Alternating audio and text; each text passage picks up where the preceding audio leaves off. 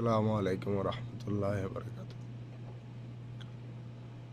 আমরা যারা বিদেশে আছি বা এখন পর্যন্ত অবস্থান করতেছি, আমাদের বিদেশ কখনো স্থায়ী সমস্যার সমাধান না।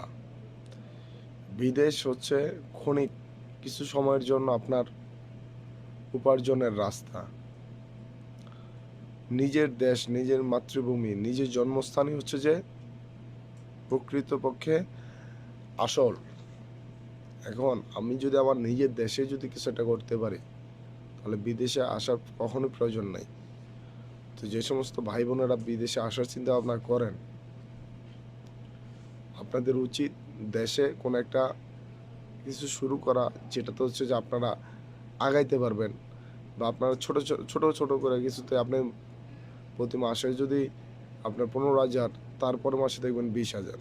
আপনি যখন ওইখান থেকে কম খরচ করে ওইখানে আবার একটু বেশি ইনভেস্ট করবেন, আল্লাহ তাআলা কিন্তু আপনার বরকত দিবেন। আর মুহাম্মদ সাল্লাল্লাহু আলাইহি ওয়াসাল্লাম এটুকু বলছে যে যে আপনার সৎভাবে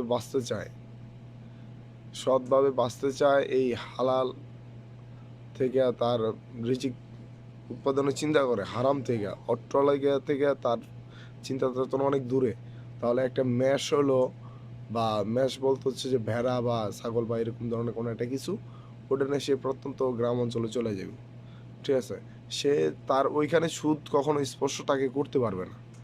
যদি চিন্তা করে যে সে সুদ থেকে মুক্ত, তাহলে তার ওই ওই ওই জিনিসটাই ওই কৃষক করবে, এটা হবে। যেহেতু মুহাম্মদ সাল্লাল্লাহু আলাইহি ওয়াসাল্লাম এই পর্যন্ত যতগুলো কথা বলছে আর যা যা হয়েছে সবগুলো কিন্তু ফলছে, আর ভবিষ্যৎবাণী যেগুলো আছে ওগুলো হবে।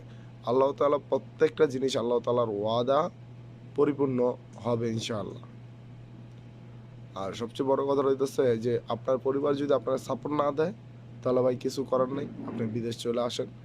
আপনি যা পারবেন তাই দিবেন, পারলে ওই ওই টাকায় তারা চলবে, আর না পারলে কিছু করার নেই। আপনি আপনার মতো যথাযথ চেষ্টা করবেন, যেটুকু আছে এটুকু দেওয়ার চেষ্টা করবেন। যদি এতে যদি আপনার পরিবার যদি চলতে পারে চলবে, না চলতে পারলে আপনার কিছু করার নেই। বিদেশে আহামরি তেমন কিছু নেই, সেটা আর আপনার চিন্তা ভাবনা করার বিষয় না। তবে বিদেশ কখনো স্থায়ী সমস্যার সমাধান না।